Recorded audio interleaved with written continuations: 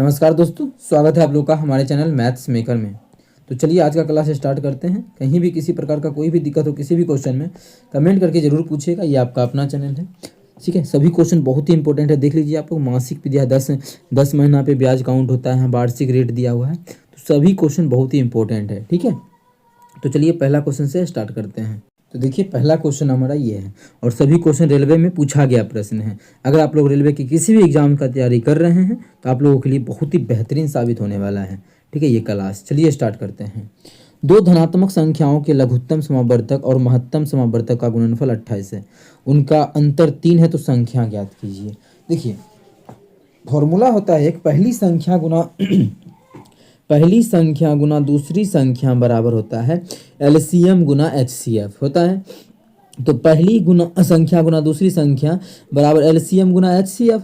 और क्वेश्चन में एलसीएम और एचसीएफ का गुणनफल देखिए, एलसीएम गुना एचसीएफ जो है, ये एलसीएम लघुत्तम होता है, एचसीएफ महत्तम होता है। इसका गुणनफल 28 दिया है, इसका मतलब 28 दिया हुआ है ये, ठीक है। और उनका अंतर मतलब एलसीएम और एचसीएफ का जो अंतर है वो 3 दिया हुआ है। और संख्या वही बोला है ना कि दो संख्याओं के लघुत्तम और महत्तम का गुणनफल 28 है और दो संख्याओं का अंतर, अच्छा दोनों संख्याओं का अंतर हमें दिया हुआ है, कितना है, दोनों संख्याओं का अंतर जो है वो 3 है। क्यों, देखिए बोला है, ध्यान से पढ़िएगा। अगर तो दो संख्याओं का लघुत्तम और उसका गुणनफल महत्तम के साथ 28 है और वही संख्याओं का जो अंतर है वो 3 है, तो संख्या, पहला बात संख्याओं का अंतर कितना है, 3 है। क्या यहाँ पे संख्याओं का अंतर 3 है? नहीं है, तो ये गलत हो गया। क्योंकि मानिए पूछा है कि संख्या क्या है, जो भी संख्या दोनों होगा, क्वेश्चन में बोला है कि दोनों संख्याओं के बीच का अंतर 3 है, तो संख्याओं का अंतर यहाँ पे 3 होना चाहिए, जबकि 2 है तो गलत हो गया। यहाँ भी संख्याओं का अंतर 2 ही है, तो ये भी गलत। यहाँ भी संख्या का अंतर 1 है, ये भी गलत। इसमें देखिए संख्याओं का अंतर कितना है, 3 है। तो बिना बनाए हम लोग ऑप्शन के थ्रू टिक कर सकते हैं। ऑप्शन सी इसका बिल्कुल करेक्ट आंसर हो जाएगा। कौन सा ऑप्शन? ऑप्शन सी, 7 और 4। आप लोग अगर इसको निकालिएगा, इसका 7 और 4 का एलसीएम तो 28 निकलेगा और इसका अंतर भी देखिएगा आप लोग 3 ही आएगा, जो कि ऑप्शन सी हमारा होगा बिना बनाए हुए ऑप्शन के थ्रू। अगर आप लोग बनाना चाहते हैं तो इसको सॉल्व कीजिए, ए और बी का मान निकालिए, आंसर आप लोगों के सामने होगा। कैसे निकालना वही सीखना चाहते हैं तो हम सिखा देते हैं, लेकिन ज़रूरी नहीं है इस ऑप्शन में, ठीक है। जैसे मानिए निकालना है किसी विद्यार्थी को, ठीक है, तो होता क्या है, पहले यहाँ से ए प्लस बी निकाल लें, क्या सही रहेगा। ए प्लस बी का होल स्क्वायर क्या होता है, तो आप लोग बोलिएगा होता है हमारा ए माइनस बी का होल स्क्वायर, और इसमें कर देते हैं प्लस 4ab, तो बन जाता है ए माइनस बी का होल स्क्वायर। इसमें देखिए हमें ए माइनस बी का मान कितना दिया हुआ है, 3, 3 का स्क्वायर 9 हो जाएगा, प्लस 4 गुना ए बी का मान 28 है। अच्छा स्क्वायर इधर से खत्म होगा, इधर रूट हो जाएगा, क्या हो जाएगा ना, तो इधर हमारा ए प्लस बी का मान निकल जाएगा। तो उसी प्रकार से ए प्लस बी का जब मान निकालेंगे सॉल्व करके, तो हमारा कितना आ जाएगा, 28 चौके कितना होता है, 28 दूना 56 दूना 112, कितना 112 और 9, 12 9 21, 121, 121 का मतलब 11 है। चलिए इसका मान 11 आ गया। अब देखिए सिंपल सा है, आप लोगों को पता है कि दो संख्याओं का अंतर और दो संख्याओं का योगफल दिया, जैसे ये और ये दिया हुआ है, तो हमको मानिए ये निकालना है। क्या करेंगे, दोनों को जोड़ के दूसरे भाग कर देंगे, तो 11 3 14, 14 में से 2 भागेंगे 7 आ गया।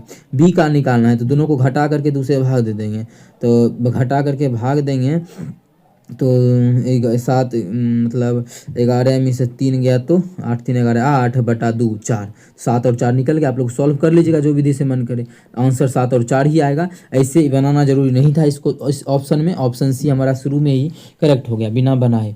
तो आप लोगों को भी बनाना नहीं है इस क्वेश्चन में, आप लोग इस प्रकार से टिक कर सकते हैं। चलिए अगला क्वेश्चन हमारा है क्वेश्चन नंबर 2। क्या है, एक पिता ने अपने पुत्र से कहा, मैं तुम्हारे जन्म के समय मेरी आयु उतनी ही थी जितनी तुम्हारी वर्तमान आयु है, ठीक है।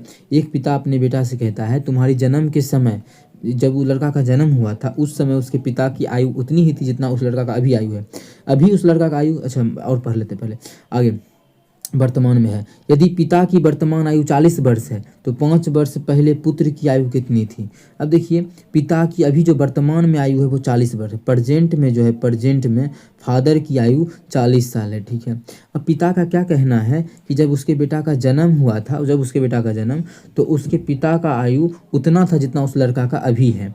तो देखिए जब उस लड़का का वर्तमान आयु मान लेते हैं एक्स है, उस लड़का का वर्तमान जो आयु है लड़का का, उसके बेटा का, बॉय का, मान लेते हैं कितना है, एक्स है। समझिएगा अच्छे से, क्वेश्चन में घुमा फिरा के बोला है, क्या है, एक्स है उस लड़का का वर्तमान आयु, ठीक है, वर्तमान आयु एक्स है। तो हम मान लेते हैं उसके पिता का आयु जो है, उस लड़का का जन्म के समय, उस लड़का का जन्म कब हुआ ये तो पता नहीं है, जन्म के समय का ही आयु हम मान लें तो सही रहेगा। तो जन्म हम मान लेते हैं कि उस लड़के का हुआ है जन्म के समय उसके पिता का आयु उस लड़के के बराबर है। जन्म के समय मतलब 40 में से उस लड़का का जन्म घटा देंगे, लड़का का जन्म के समय जाएंगे तो लड़का का उम्र क्या बन जाएगा, ये 0 बन जाएगा, लड़का का उम्र 0 बन जाएगा। मत समझिएगा, लड़का अभी x साल का है, लड़का अभी x साल का, ध्यान से अगर समझते हैं, लड़का अगर x साल का है तो उसके जन्म के समय कितना होगा, इसके बाप में x साल घट जाएगा, तब लड़का के जन्म के समय लड़का का उम्र कितना हो जाएगा, 0 साल हो जाएगा या नहीं हो जाएगा।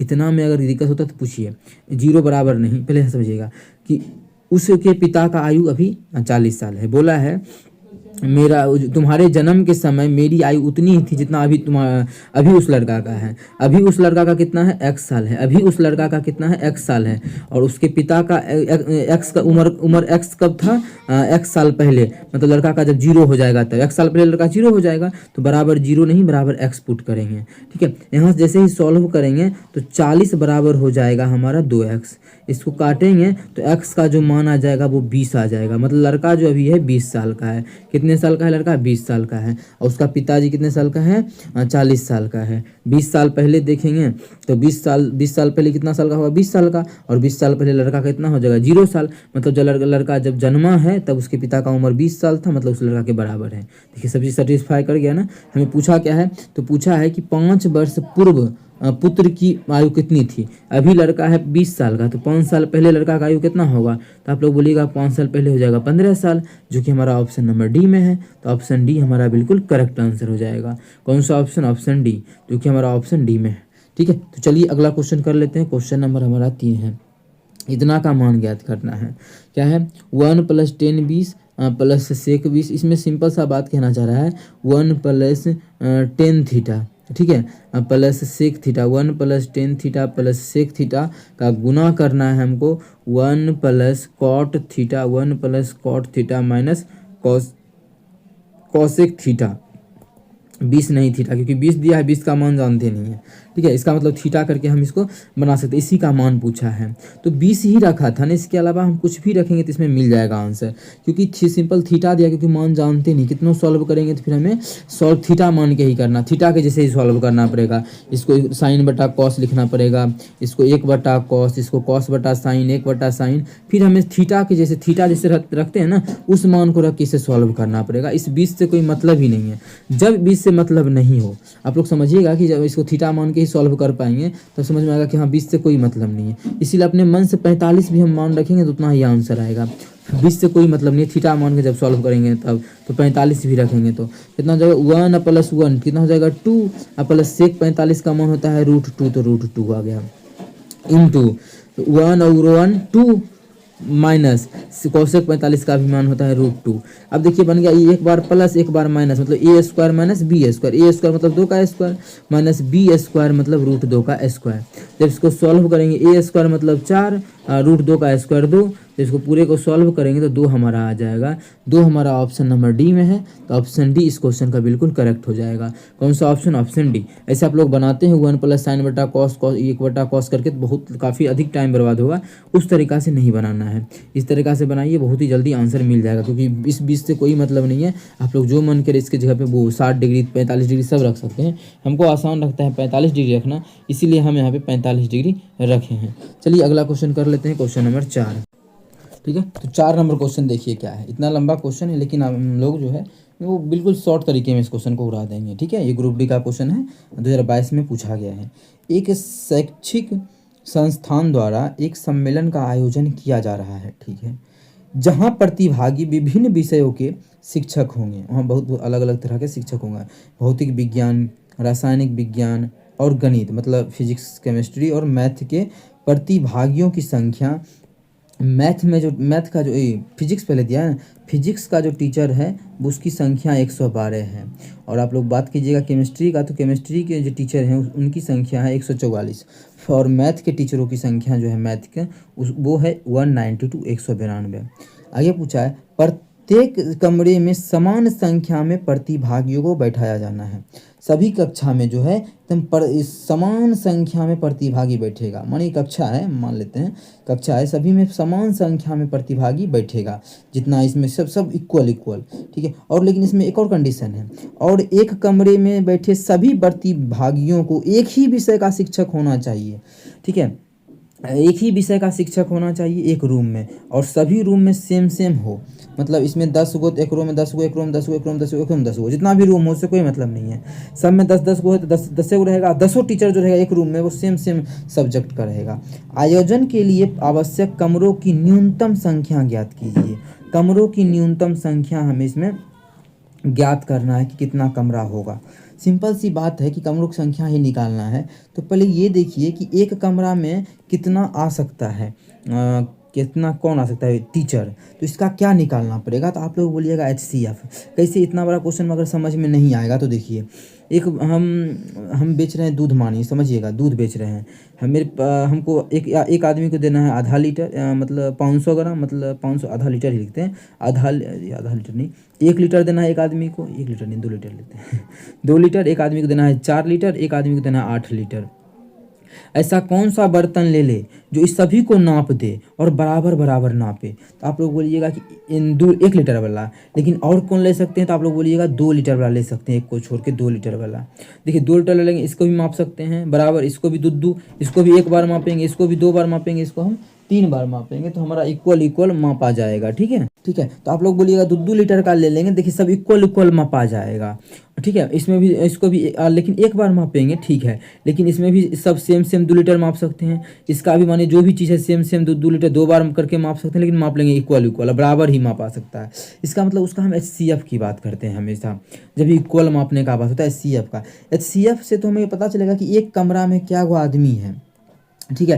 लेकिन हमें आदमी नहीं निकालना, हमें निकालना कमरों की संख्या, तो पहले आदमी निकाल लेते हैं। इसका HCF कितना हो जाएगा, 112, 112 में अच्छा 4 में सबसे भाग लग जाएगा कि बिल्कुल लग जाएगा, 4 से 8 से भी लग जाएगा सब में, 8 12 16, हाँ 8 से एक लगा देते हैं, तो 8 से 1 राम देंगे तो 8 दूना 16, 16 से भी लग जाएगा क्या, 16 से, तो 16 से तो 112 बिल्कुल। 192 में अगर 16 से भाग देते हैं तो लगेगा क्या, 16 16 16 दूना 32, हाँ बिल्कुल लग जाएगा, 16 से ही लगा देते हैं, 16 7 112। अब HCF ऐसे निकाल सकते हैं क्या, बिल्कुल निकाल सकते हैं, जब 16 का मल्टीपल सब होता है, 16 9 144, तो 16 9 144। HCF तो निकालना नहीं है, इसलिए 9 का 9 ही लिख दिए। और 192 का बात करें तो 16 गुना, और इसलिए 9 को हम लिख देते हैं आप लोग के लिए 3 गुना 3 ही। और 192 का लिख सकते हैं, 192 था ना, उसमें जैसे ही हम भाग दिए 16 से तो आ गया, आ जाएगा 12, एक यहाँ 12, 12 हम देंगे फिर 2 से तो आ जाएगा 6, 6 में 2 से देंगे तो आ जाएगा 3, तो हमारा 12 भी पूरा गया। HCF क्या होगा, जो सब में मिल रहा है, सब में हमारा क्या मिल रहा है, सब में हमारा 16 मिल रहा है। मतलब एक कमरा में 16 गो आदमी को बैठाएंगे, एक कमरा में कितने आदमी को बैठाएंगे, एक कमरा में 16 गो, सब विषय का सेम सेम रहेगा, आप लोग बैठा सकते हैं। जैसे 112 वाला, 112 केमिस्ट्री का टीचर है, तो कर लिए क्या को कमरा चाहिए, तो आप लोग बोलेगा 16 7 112 7 को कमरा चाहिए, 7 को ये रूम का नंबर है, क्या वो नंबर चाहिए, तो टोटल नंबर ऑफ रूम यहाँ पे ROOM रूम, ठीक है। अब हमको ये फिजिक्स का था, फिजिक्स का अगर केमिस्ट्री का 144 को टीचर को बैठाना है, ठीक है, एक कमरा में 16 को बैठाए हैं, अब बराबर क्या वो कमरा लगेगा, इसके लिए 9 को कमरा यहाँ पे लगेगा। आज सब देखिए इक्वल, एक रूम 16 16 को बैठ रहा है, सब सेम टीचर है, मतलब सेम सब्जेक्ट का। मैथ का जो टोटल टीचर है 192 को है, क्या कितना चाहिए, 16 से भाग करेंगे, एक रूम में 16 को टीचर है तो भाग करेंगे तो 12 को आ जाएगा। कुल कितना कमरा हो गया, 12 8 20 21 7 28 तो कमरों की संख्या हो गया 28, तो कुल कमरा जो हो जाएगा वो 28 हो जाएगा, जो कि ऑप्शन नंबर डी में है। ऑप्शन डी हमारा इस क्वेश्चन का बिल्कुल करेक्ट आंसर हो जाएगा। कौन सा ऑप्शन, ऑप्शन डी। उम्मीद करते हैं समझ में आ गया होगा, बहुत ही बेहतरीन तरीके से आप लोग को हम इस क्वेश्चन को करवा दिए हैं, कहीं भी दिक्कत हो तो पूछ सकते हैं। चलिए अगला क्वेश्चन, वह छोटी से छोटी संख्या ज्ञात करना है, लेकिन उससे पहले हम इसको करेंगे थोड़ा सा छोटा, 220 ना, 152, हाँ चलिए 107 100 आ गया। अब हम इसको यहाँ से बड़ा कर सकते हैं। चलिए अब मार्कर सही चलेगा। वह छोटी से छोटी संख्या ज्ञात कीजिए जो इतना इतना से पूर्णतः विभाज्य है। अब देखिए, वह छोटी से छोटी संख्या मतलब जो 24, 88 और 136 से पूरा पूरी भाग लग जाए। 24 का एलसीएम निकालना पड़ेगा, या फिर हम चेक करें कि कौन से संख्या से भाग लगेगा। तो हमें इसमें किससे भाग लगेगा, 6 3 9 1 10 से भाग लगेगा। इसमें 10 मतलब 10 आ गया ना, इसका योगफल मतलब 9 का मल्टीपल नहीं चाहिए, हाँ। लेकिन 2 4 2 6, 6 का मल्टीपल मतलब है उसमें 3 से भी भाग लगना चाहिए और 8 से भी लगना चाहिए, क्योंकि 8 तिया 24 भी आता है, 3 भी आता है। एकरा में 8 या 11 का मल्टीपल चाहिए, तो चेक कर लेते हैं क्या। अच्छा ये हो सकता है क्या लास्ट में विषम संख्या, नहीं, क्योंकि देखिए जो भी आंसर होगा उसमें 4 से भी भाग लगेगा। क्योंकि माने 24 से भाग लग रहा है, क्वेश्चन बोला 24 से भाग लगेगा, इसका मतलब 24 से भाग लगने का मतलब क्या है, 2 से लगेगा, या फिर 8 से बोल सकते हैं। तो 2 से लगेगा तो लास्ट में विषम संख्या नहीं, सम संख्या चाहिए। तो सम इसमें नहीं है, ना ही इसमें है सम है, 2 गो तो ऑप्शन ऐसे ही गलत हो गया। अब बचा 2 गो, 2 गो में देखिए 11 से भी भाग लगना चाहिए, तभी तो 88 से भाग लगेगा। हम अलग अलग चेक करें तो 11 से देखिए तो 8 9 3 12 8 4 12, इसमें 11 से भाग लग रहा है, इसमें 8 4 12 8 4 12, इसमें भी 11 से भाग लग रहा है, 11 से भी दोनों में भाग लग रहा है। अब 3 से किस में भाग लग रहा है, 3 से भी तो लगना चाहिए, क्यों कि 8 तिया 24 होता है, 3 से में 3 3 8 4 12, 3 से दोनों में 3 से भी लग रहा है, 3 से हमारा दोनों में। अच्छा 8 से तो चेक करना है, क्योंकि 8 तिया 24, 11 8 88, 8 जो हमारा है दोनों में है, 8 क्या है, 8 जो हमारा है दोनों में है। तो देख लेते हैं 8 से भाग किस में लगेगा, इसमें लगेगा 8 से भाग। 8 से भाग लगने का क्या नियम है, 3 को संख्या पकड़ना है, उसमें भी 2 को पकड़ेंगे। उससे पहले देखेंगे सम है कि विषम है, अगर सम है तो क्या 94 में भाग लग रहा है, 8 से नहीं लग रहा है, मतलब इस संख्या में भी भाग नहीं लगेगा, ठीक है। अगर यहाँ पे सम है तब, विषम रहता तो पहले इसमें 4 जोड़ लेते तब चेक करते। तो जब 3 ऑप्शन गलत हो गया तो चौथा तो मेरा खुद ब खुद क्या हो जाएगा, सही हो जाएगा। तो 44 और 88 इसका बिल्कुल करेक्ट आंसर हो जाएगा। कौन सा ऑप्शन, ऑप्शन नंबर ए। चलिए अगला क्वेश्चन कर लेते हैं, क्वेश्चन नंबर 6, ठीक है 6 नंबर। इसमें के का मान ज्ञात करना है, यहाँ पे इक्वल का साइन है। ये सभी देखिए वीडियो को रोक के बनाइए, होमवर्क में हम डेली का क्वेश्चन देते हैं, इसलिए ये सभी क्वेश्चन को हमें करवाना ही पड़ता है। तो होमवर्क में नहीं देते ये सब पेपर, क्वेश्चन जो है होमवर्क में दे देते हैं आप लोगों को। देखिए पहले बेस समझिए, बेस इसमें कितना है, 512/125, यहाँ है 8/5, यहाँ भी है 512/125। तो बेस को सेम कर लेते हैं, 8/5 है ना, यहाँ भी 8/5 कर लेते हैं। तो आप लोगों को पता है 512 जो होता है 8 का क्यूब होता है, तो 8 का क्यूब और 125 5 का क्यूब, ये क्यूब हो जाएगा। अब क्यूब करेंगे, क्यूब पर भी क्यूब है, तो 3 तिया 9 नहीं हो जाएगा, क्यूब पर क्यूब 3 तिया 9 हो जाएगा। गुना यहाँ भी देखिए तो ये कितना है, वो सेम वही है, तो 8/5 का क्यूब, और क्यूब पर फिर 3 है तो 3 के हो जाएगा, बराबर इधर कितना है 8/5 पे पावर कितना है 15 है। आप लोग बोलिएगा कि अगर गुना हो तो आधार सेम हो तो पावर को जोड़ देते हैं, तो जोड़ते हैं तो कितना हो जाएगा 9 + 3 के, इधर कितना हो जाएगा 15। यहाँ से मान निकालेंगे तो 3 के बराबर हो जाएगा, 9 उधर जाके घटेगा तो 9 6 15 6 हो जाएगा, 3 दूना 6। के का जो मान आ गया वो हमारा 2 आ गया, के का जो मान आ गया वो कितना आ गया 2 आ गया, जो कि हमारा ऑप्शन नंबर डी में है, ठीक है। ऑप्शन डी हमारा बिल्कुल करेक्ट आंसर हो जाएगा। कौन सा ऑप्शन, ऑप्शन डी 2, मतलब 2 इसका हो जाएगा के का मान, हमें के का ही मान ज्ञात करना था, ठीक है। समझ में तो आया होगा, आधार सेम हो, गुना का चिन्ह पावर जोड़ देते हैं, और आधार अगर सेम हो, ठीक है, और बेस इक्वल हो तब ये बराबर बराबर होता है, ठीक है, ठीक है। तो चलिए अगला क्वेश्चन कर लेते हैं, क्वेश्चन नंबर 7।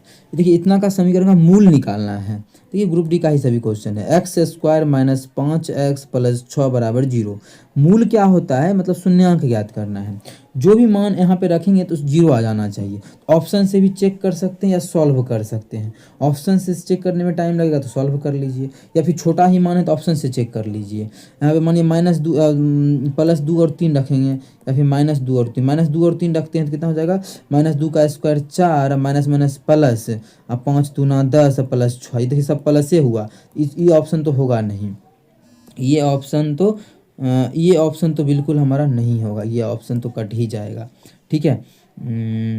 बचा 2 और 3, तो 2 और 3 अगर रखेंगे तो 2 और 3 से 2 का स्क्वायर कितना हो जाएगा 4, और 3 रखेंगे तो 5 तिया 15। देखिए सॉल्व करना ज़्यादा सही रहेगा। मान रखते हैं 2 10 प्लस 6 बिल्कुल जीरो पुर गया। तो एगो 2 रखने से तो जीरो पुर गया, प्लस 2 रखने से, लेकिन प्लस 2 इसमें भी है, प्लस 2 इसमें भी है, ये तो नहीं होगा अब। ठीक है, प्लस 2 रखने से। अब 3 रखने से देखते हैं कि -3 या 3 रखने से होता है। 3 रखेंगे तो हो जाएगा ये 3 तिया 9, 3 रखेंगे 3 का स्क्वायर 9, -5 तिया 15, अब प्लस 6 9 6 15 जीरो पुर गया, प्लस 3 रखने से ये जीरो पुर गया। तो ऑप्शन इसका बी बिल्कुल करेक्ट हो जाएगा। कौन सा ऑप्शन? Option B. ठीक है, ऑप्शन बी हमारा बिल्कुल करेक्ट आंसर हो जाएगा। लेकिन इसको सॉल्व करना ज़्यादा सही रहता है एग्जाम में। कैसे? तो ऐसा टुकड़ा खोजना है कि गुना करने पे 6 आ जाए, जोड़ने या घटाने पे जो है -5 पुर जाए। तो चलिए कर लेते हैं। तो इसको लिख सकते हैं x square -2x -3x plus 6। Class 9th में आप लोग पढ़े होंगे। जैसे इस दोनों में क्या मिल रहा है, x कॉमन आ रहा है तो x -2 लिख सकते हैं, और इस दोनों में -3 कॉमन आ रहा है तो x -2 कर सकते हैं बराबर 0।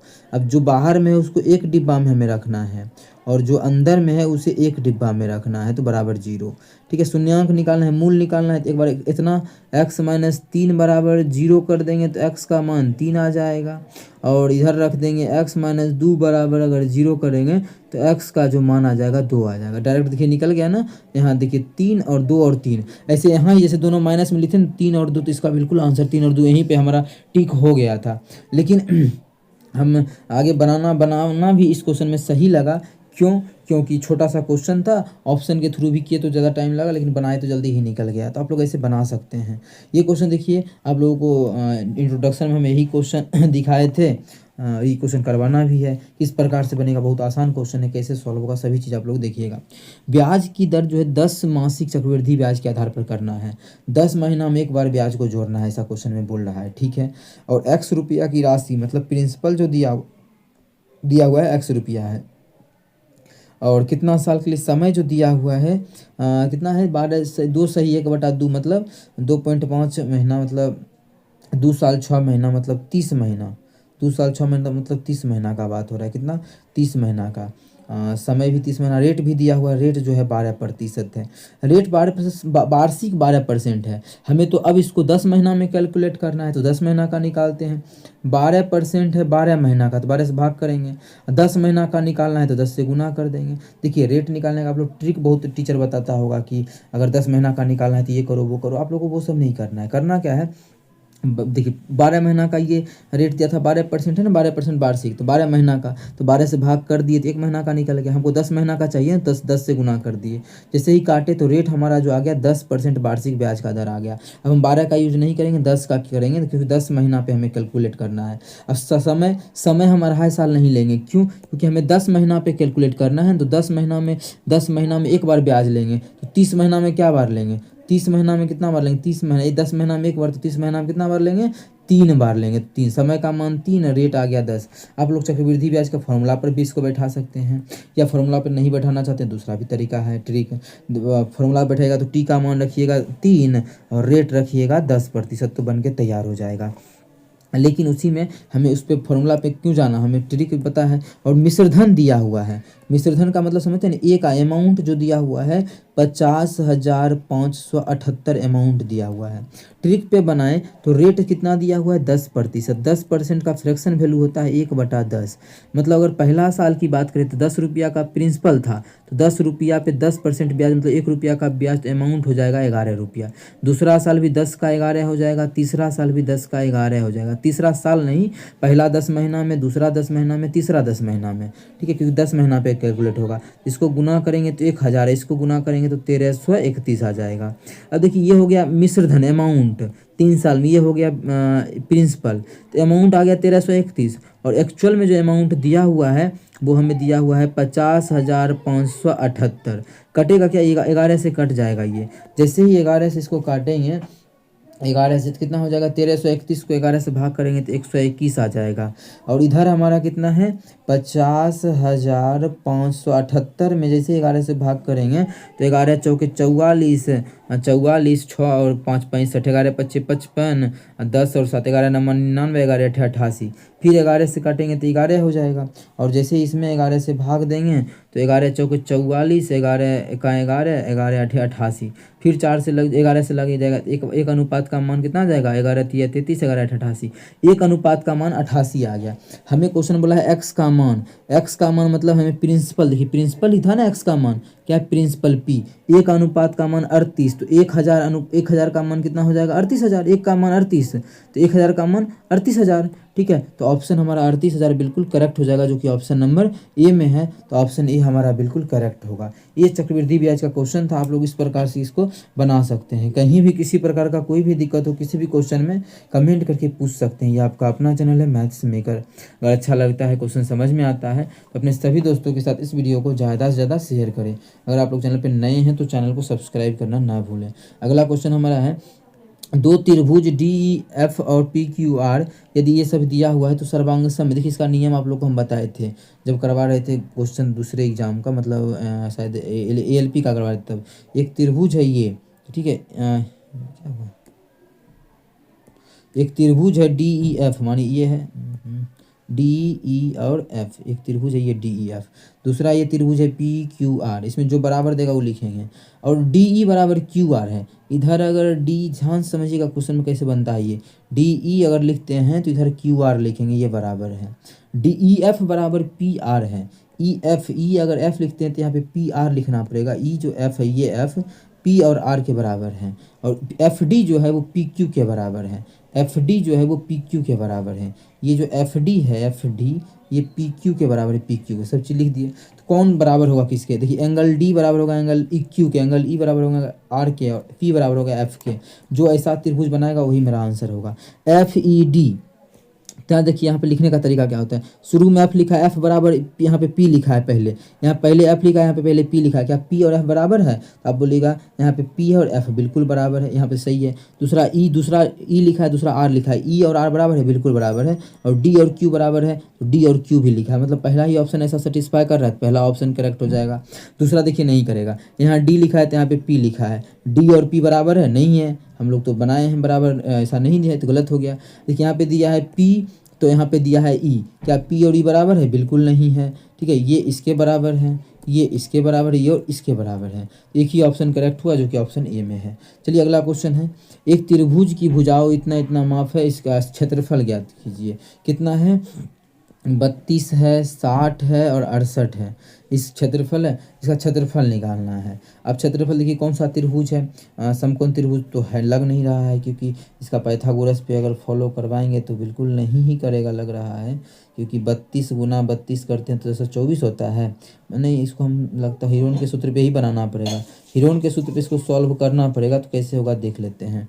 ऐसे हम पाइथागोरस अगर लगाते हैं तो 68 है ना, 68 को 68 से पाइथागोरस अगर फॉलो किया तो मज़ा आ जाएगा, 1/2 गुना आधार गुना ऊंचाई कर लेंगे।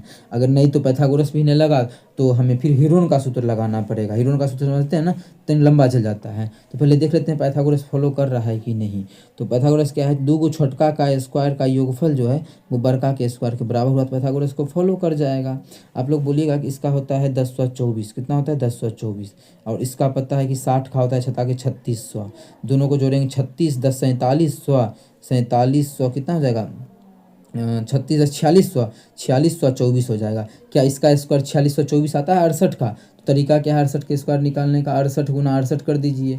तो इतना लंबा नहीं करना है, ठीक आप लोग को बताए हैं। तो 8 8 64, 6 के 36, 8 6 के 48 दूना 96, तो 96, 4 6 6 12 2 बाकी 9 6 15 16 6 बाकी 3 1 4, 46 24 46 24, इधर भी आ गया 46 24। मतलब ये पाइथागोरस को फॉलो कर रहा है। मतलब ये कौन सा त्रिभुज है, समकोण त्रिभुज है। समकोण त्रिभुज है तो हीरोन का सूत्र नहीं लगाएंगे, डायरेक्ट 1/2 गुना आधार गुना ऊंचाई, कर्ण का तो कोई यूज नहीं है, आधार गुना ऊंचाई हो गया। जैसे इसको काटेंगे तो 16 आ जाएगा, 16 6 के 96, 960 आ जाएगा। तो 960 इसका बिल्कुल करेक्ट आंसर हो जाएगा। कौन सा 960, जो कि ऑप्शन नंबर ए में है। अब देखिए पाइथागोरस क्या इतना लंबा करना पड़ेगा, नहीं, पाइथागोरस का एक और तरीका है, समझ में आ गया ना कि क्षेत्रफल निकल गया। पाइथागोरस को चेक करने का एक और तरीका है जो कि आप लोग को हम बताते हैं। इसका ना अनुपात आप लोग निकाल लीजिए, तीनों भुजा जो भी भुजा दिया हुआ है इसका, इस भुजा का जो है हमें अनुपात निकाल लेना है। कैसे देखिएगा समझाते हैं आप लोगों को। अनुपात काट लीजिए, कितना से कटेगा, 4 से कटेगा ना, बिल्कुल कटेगा। 4 से भाग देंगे 16 चौके 64, 4 से भाग देंगे तो आ जाएगा 8 चौके 32, 15 चौके 60, 17। अब देखिए ये क्या त्रिप्लेट होता है, तो आप लोग पढ़े होंगे, ये त्रिप्लेट होता है। अब 15 और 8 का त्रिप्लेट 17 होता है, त्रिप्लेट होता है। जब ये त्रिप्लेट है तो ये भी हमारा त्रिप्लेट होगा, मतलब ये पाइथागोरस प्रमेय होता है, ठीक है। पाइथागोरस प्रमेय को फॉलो करता है 8, 15, 17, बचपन से आप लोग पढ़ते आ रहे हैं, ठीक है। जब ये फॉलो कर रहा है तो ये भी करेगा। इतना को चेक करने का कोई ज़रूरी नहीं था, हम काट के पहले छोटका छोटका को चेक कर लेंगे, ठीक है। इतने कि अब इतना का स्क्वायर करो, फिर जोड़ो, स्क्वायर करो, फिर जोड़ो, स्क्वायर करो, देखो इक्वल है या नहीं है। तो उससे अच्छा है कि आप लोग छोटका का स्क्वायर करके चेक कर सकते हैं। ये छोटा तीनों का मतलब काट लिए तो आप देखेंगे त्रिप्लेट हम बचपन मतलब हम जो पढ़े हैं 10-20 को त्रिप्लेट, उस पर सेट हो रहा है कि नहीं। अगर हो रहा है ये त्रिप्लेट पर है तो हम फटाक से 1/2 गुना आधार गुना ऊंचाई कर सकते हैं। अब आप लोगों का होमवर्क रहा, ये होमवर्क का क्वेश्चन है। अगर इसका सॉल्यूशन देखना चाहते हैं फॉर सॉल्यूशन तो नेक्स्ट वीडियो को जरूर देखें, कल के क्लास में इसका सॉल्यूशन अगर देखना चाहते हैं तो। लेकिन पहले आप लोग कोशिश कीजिए, जितना बेहतरीन तरीके से आप लोग को हम करवा रहे हैं, आप लोगों को इसका आंसर कमेंट बॉक्स में कमेंट करना चाहिए। अगर नहीं करते हैं तो सबसे बड़ी गलत बात है ये आप लोगों के लिए, ठीक है। तो चलिए मिलेंगे नेक्स्ट वीडियो में इसी प्रकार का बेहतरीन क्वेश्चन सॉल्यूशन के साथ। अपने सभी दोस्तों को भी जो अच्छा लगता है तो थैंक यू।